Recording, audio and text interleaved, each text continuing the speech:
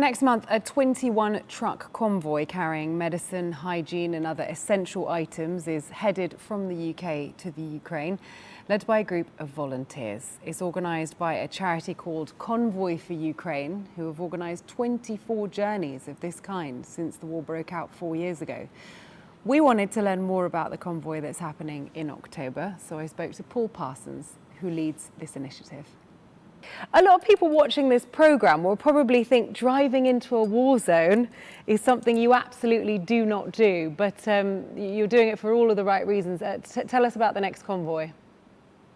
Yeah, morning, Tanya. Thank you very much for inviting me. Our next convoy, it'll be my 13th, but the charity in all has run 24 to date. It leaves mid-October. We're taking 22 trucks, a motorcycle with us, some 42 volunteers, about £130,000 worth of humanitarian and medical aid. And when we're in Ukraine, we're handing over a couple of mobile operating theatres to our contacts there as well. Yeah, and I mean, an incredible initiative. You mentioned this is the 24th time that this convoy has gone over there. I imagine that throughout the years, you've seen 13 of them, that the journey has changed, that the supplies that you take or that are needed there perhaps change a little bit. Is that the case? In the early days, it was a very different operation to that which we have now. We built up contacts over the sad to say, the 4 years this has been going on, and those contacts multiplied. The need is the needs in Ukraine we will never be able to satisfy, but we do our best to prioritize such kit as we have that we can take to Ukraine to where it will do the most good. But the needs do change. For example, depending on the offensive, the nature of the armaments being used by the Russians, the medical supplies might prioritize on burn gels, for example, where phosphorus is being used, causing widespread burning to Ukrainian civilians and others. So there'll be a demand for burn bandages and burn gel. Tourniquets are always needed. And depending on the time of year, we might be asked to provide more or less generators, depending on what's happening to the electrical system in Ukraine as a whole. Part of that is obviously having lots of volunteers involved who do a lot of fundraising themselves. I think it's £9,000 each, if I'm not wrong, that they have to raise if they're going to be driving in one of the trucks. How is that money used between supplies, trucks? Talk to me. We work through volunteers. So on each trip we have a job lot of drivers. They are all asked to raise money from their own contacts and friends. The logic of £9,000 target, which is a lot, but is even in this, after 4 years of war, we still achieve it, is that it costs us about £9,000 to buy a reasonably good truck, 4x4 truck, have it serviced, put new tyres on, etc.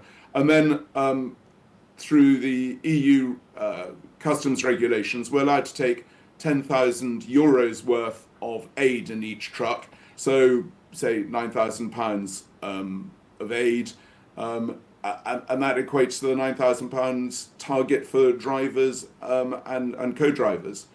There's obviously a huge responsibility involved in organising something like this and taking a number of volunteers out into a war zone. How dangerous is it? That's a difficult question to answer.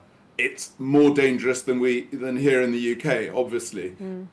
We manage ourselves sensibly, prudently. We're well organised. We do all the risk mitigation that we possibly can. It is nonetheless that there is inevitably some risk involved. And the further we go from the Polish border, eastwards, northwards or southwards, the greater that risk is. We do all we can to reduce that risk by taking what steps we can. but it nonetheless doesn't disappear. What happens when you reach the border? Do you drop these supplies at a sort of depot at the border, or do you then travel further in?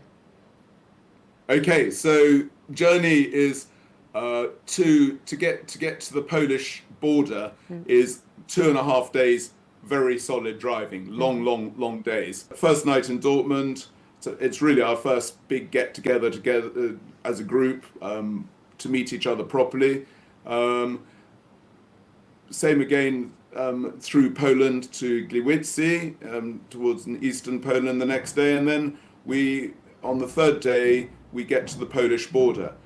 Where do we take all our aid? We think it's really, really important to take it as far as we can to its end users. There are lots of reasons for that.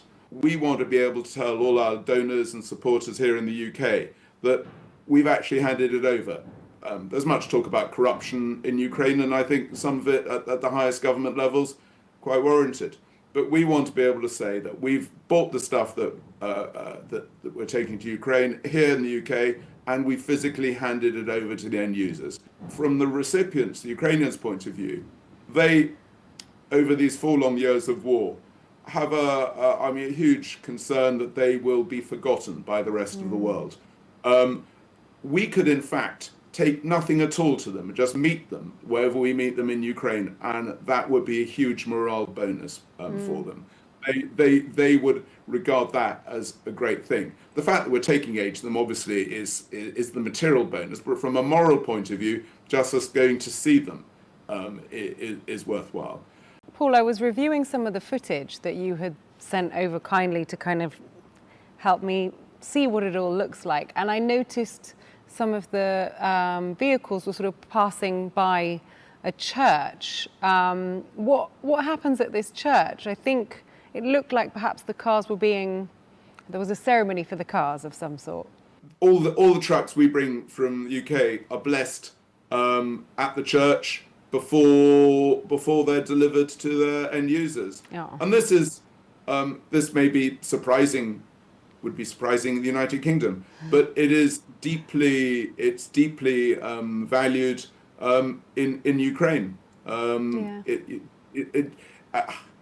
At one level, it's a different, an additional level of insurance, if you like. But it's not cosmetic. It's deeply felt. Is there a day or a particular trip that really stands out to you? For the good or the bad, things might have gone very wrong or may have been sort of very special. I just, I want to hear more about sort of some of the more significant days on the trips. The first trip, I suppose, was the most impactful, in that there we were going into a war zone, knowing not very much about it, as complete amateurs, if you like. That was just all round impactful. It was February 2023. It had taken us about 3 or 4 months to assemble what we needed. Every bit of that was impactful. And yes, that was in my second trip. With a very small group, if you like, who remained in Lviv, I then went with a small group and effectively toured the front lines. And that was impactful, particularly in that I was able to sit down with, in those days we weren't working through the charity, which we're now part of. I was able to sit down with soldiers who'd volunteered. There was a professor of mathematics, I remember, who we chatted to into the small hours. 2 days later, I was told that he'd been killed. At the personal level, as those contacts one made, relationships one was beginning to develop, and then you hear of either very severe injury or death, that will always leaves a real impact on one. Each trip, one hears about Ukrainian resilience. They are hugely resilient, but they're humans just like all of us, and it's perhaps wrong to overemphasize the resilience. But at the human level, One of the videos you have is of one of the military cemeteries in Lviv, the Field of Mars. When I was last there in June, I was walking around quietly around the graves, and a woman, obviously a grieving mother or maybe wife, came up to me and hugged me and thanked me for what we were doing.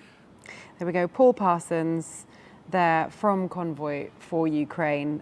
Incredible journey. He's done 13 of them himself already. You can find all the details out about the upcoming trips and maybe how you can help by heading over to their website. Thank you for spending the last hour with us. If you want to catch any of what you've seen here on Morning Asia in the last hour, then you can check out our YouTube and also our Instagram pages. We put the full show on YouTube and we clip up some of the best bits from the show and put them across the social media platforms. So thank you for watching, and we'll of course be back tomorrow at 10 a.m. Pakistan time, so I hope to see you then.